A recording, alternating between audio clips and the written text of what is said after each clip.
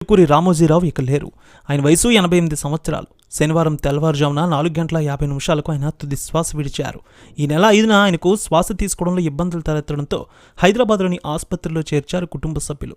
అక్కడ చికిత్స పొందుతూ ఆయన కన్నుమూశారు. నేడు ఫిల్మ్ సిటీలోని నివాసానికి ఆయన పార్థివ దేహాన్ని తీసుకువస్తున్నారు. 1936 నవంబర్ 16న కృష్ణా జిల్లా పెదపారుపాడులోని ఓ సామాన్య వ్యవసాయ కుటుంబంలో జన్మించిన రామోజీరావు ఈనాడు దినపత్రికను ప్రారంభించి తెలుగునాట హిస్టరీ క్రియేట్ చేశారు. సినీ రంగంలోనూ తనదైన ముద్ర వేశారు రామోజీ. ఉషాకిరణ్ మూవీస్ సంస్థ ద్వారా అనేక విజయవంతమైన చిత్రాలను రూపొందించి తన అభిరుచిని చాటుకున్నారు. ప్రతిఘటన, మౌన పోరాటం, జడ్జిమెంట్, మయూరి, కాంచనగంగ వంటి ఎన్నో సినిమాలను నిర్మించారు. అడుగుపెట్టిన ప్రతి రంగంలోనూ చెరగని ముద్ర వేశారాయన. జర్నలిజం, సాహిత్యం, విద్యా రంగాల్లో ఆయన చేసిన సేవలకు 2016లో కేంద్ర ప్రభుత్వం దేశ 2వ అత్యున్నత పౌర పురస్కారం పద్మవిభూషణ్తో ఆయన్ను సత్కరించింది. దేశంలో రామోజీరావు అంటే తెలియని వారు